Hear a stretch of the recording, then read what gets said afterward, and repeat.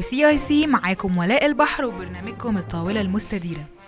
ما تنسوش تظبطوا محطاتكم كل يوم من 6 ل7 على 100.9. بقالنا كتير بنعاني في المجتمع من صعوبة الجواز. الأب مش بيقدر يجهز ومحتاج شغلتين 3 عشان بس يقدر يوفر تمن النيش ومحتواته.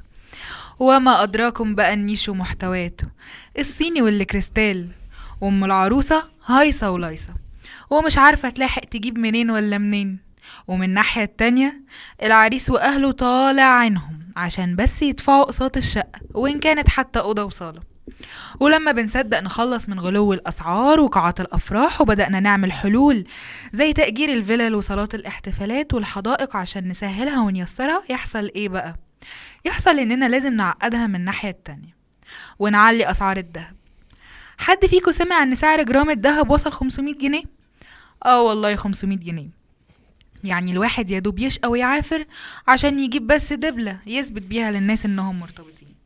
ومن هنا ظهرت مبادرة الشبكة الفضة كحل لمكافحة ظاهرة الغلاء والقضاء على العنوسة وفتح باب الحلال.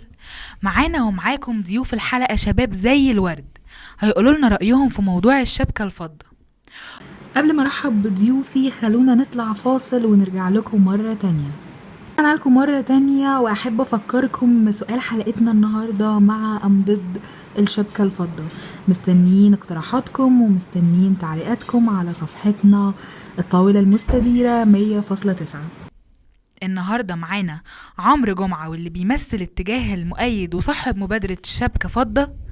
كمان معانا الكاتبة والمؤلفة رنا هاني، ومعانا كمان ياسمين محمد رئيس جمعية سيدتي. أهلا بيكم يا شباب. أهلا بيك. هنبدأ من اليمين اللي يا رب نكون من أهله دايما. عمرو، بداية كده قولي فكرة مبادرة الشبكة الفضة دي جات لك ازاي؟ والله يا ولا، هي الفكرة وجودها أساس ووجود مشكلة بيواجهها الشباب كتير في مجتمعنا وفي حياتي أنا شخصيا.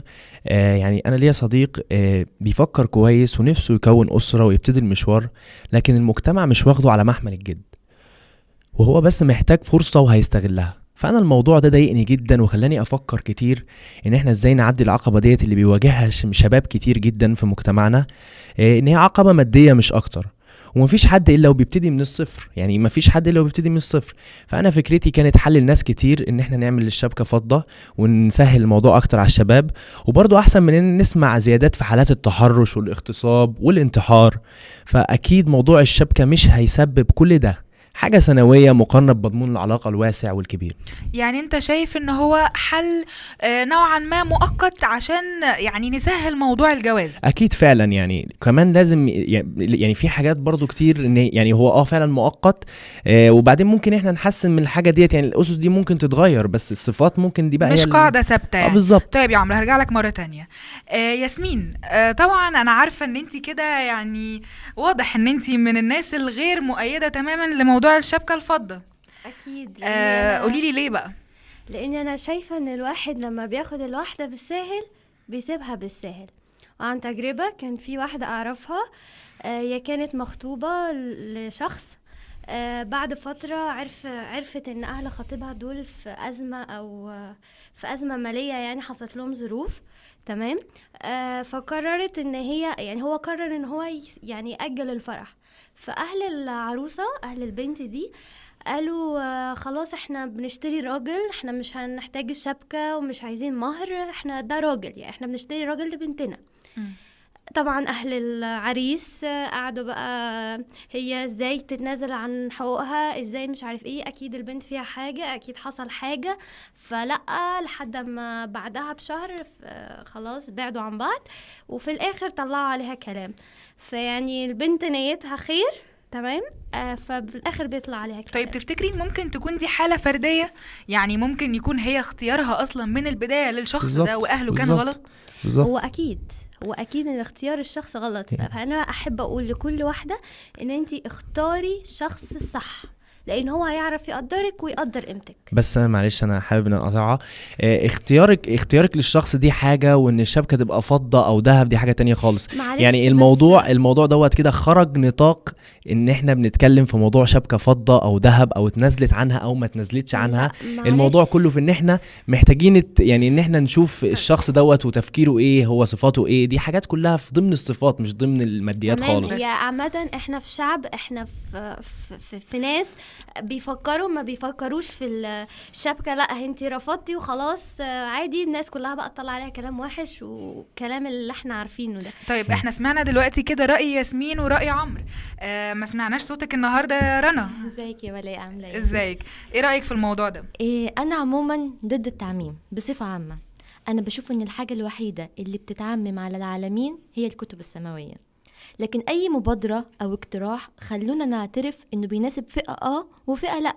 يعني متقنعنيش مثلا ان في راجل راكب عربيه بالافات مؤلفه وبيدفع في الخروجه 500 جنيه ولبس قميص ب 700 جنيه ويجي يقول لي انا مشجع جدا فكره الشبكه الفضه وهجيب فضه. لا حضرتك، انت تجيب سوليتير مش فضه.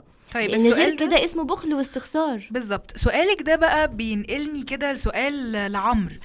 بما انك بقى صاحب المبادرة يا عمرو، هل في شروط او قواعد معينة بتلزم بيها الشخص اللي ممكن يجيب الشبكة فضة؟ اكيد طبعا، يعني لازم يكون وضعه ما يسمحش فعلا ان هو مش قادر ان هو يجيب الشبكه، ويكون فعلا الشخص دوت بيسعى على نفسه وباصص لقدام لتحسين الاسس دي بحاجات بديله، ويكون بيحبها بجد. فاحنا فعلا لازم نبص لقدام وما نبصش تحت رجلينا، ونبتدي نوجه اختياراتنا وقراراتنا بالموافقه او لا، من خلال تفكير الشخص اللي قدامنا، وما نبصش تحت رجلينا.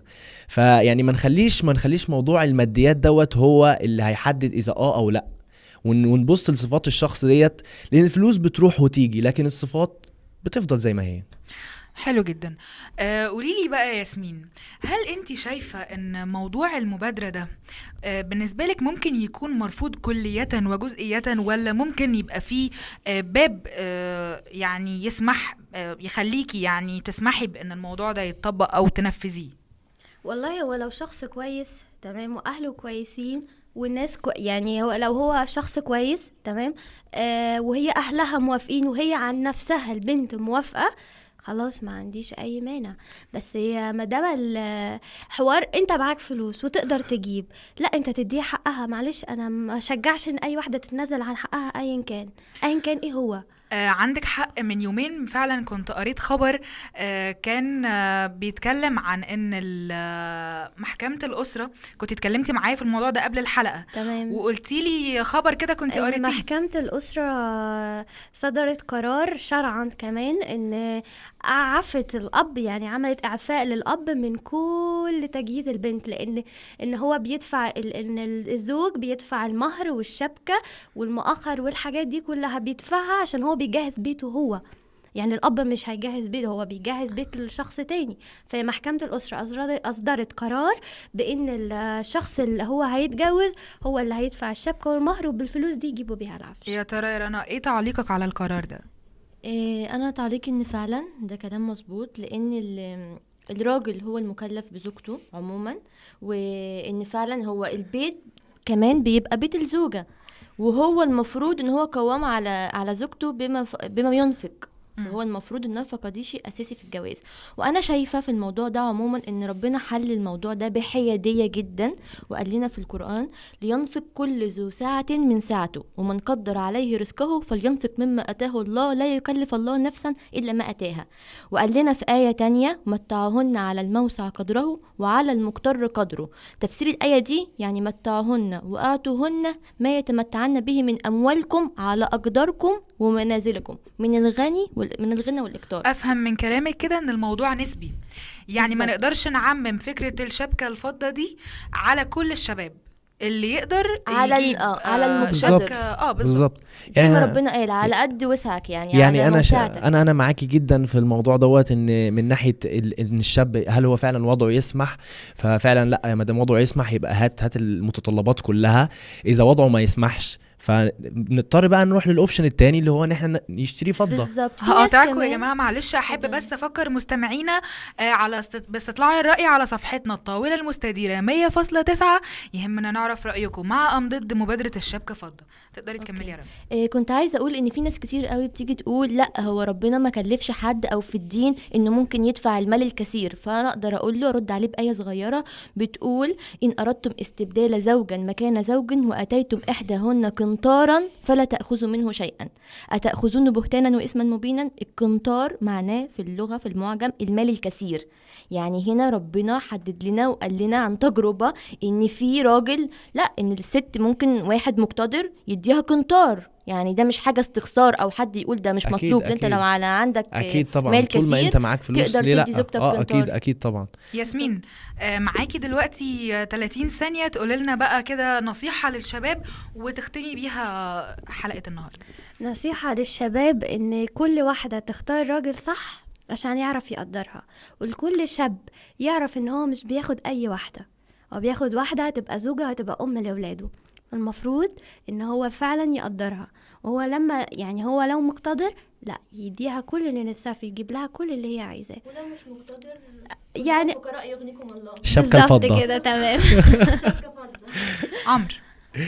انا بقول لكل شاب وكل شابه ان انتوا اسعوا على نفسكم واشتغلوا على نفسكم عشان تبقوا قد مسؤوليه ان انتوا لما تيجوا تتقدموا لحد تكونوا قد امكانيه الجواز وقد امكانيه ان انت تبقى فاتح بيت او في بيت او فاتحه بيت. واسعى على نفسك كويس وخلي عندك السكيلز بتاعتك اللي هي تميزك عن باقي الشباب اللي في المجتمع، وتحاول انت تكون مميز بحاجه معينه عشان تسعى بيها وتحاول توصل للي انت عايزه وتتجوز. ها يا رنا قولي لنا بقى. انا هقدر اختم بحاجه ان يا جماعه الجواز مش شبكه ومش فلوس، وان عموما انا لما انا كراجل او ام هدي بنتي لراجل في بيته بديله بنتي، يعني لحم ودم قطعه مني. صدقتي انا فعلاً. مش يعني مش هزعل، مش هيهمني شبكه ولا ذهب، ده انا بديله بنتي نفسها. زي ما بنقول بنشتري راجل. بالظبط. يعني انا مش هحط دوا معيار، دي هديته للبنت عموما لمراته، والمفروض بس انا بختبر فيه ان هو ان كان راجل مقتدر بيستخسر فيها ولا هو بيكرمها. اتفق معاك يا رنا. للأسف وقتنا على وشك الانتهاء. أحب أشكر ضيوف اللي نورونا النهاردة. أشكرك يا رنا هاني ولاء. الكاتبة والمؤلفة، وأشكرك يا ياسمين رئيسة جمعية سيدتي، وأشكرك كمان يا عمرو. شكرا جزيلا عفواً، ليك عفواً ليك. أنا عمرو، انبسطت الصراحة بالوجود طبعا هنا صاحب المبادرة. بنحييك يا عمرو. شكرا. توصلنا أنا وضيوفي في موضوع مبادرة الشبكة فضة إلى نقطة فاصلة اتفقنا عليها كلنا. الموضوع بالظبط مرتبط بمقدرة كل شخص، واللي بيختلف من حد للتاني، لكن في النهاية واللي حسم الأمر استطلاع الرأي على صفحتنا، واللي وصل إلى 80% معارض في مقابل 20% مؤيد. مستمعينا، يا رب نكون فدناكم واستمتعتم. استنونا وحلقة جديدة من الطاولة المستديرة. تحياتي ولاء البحر.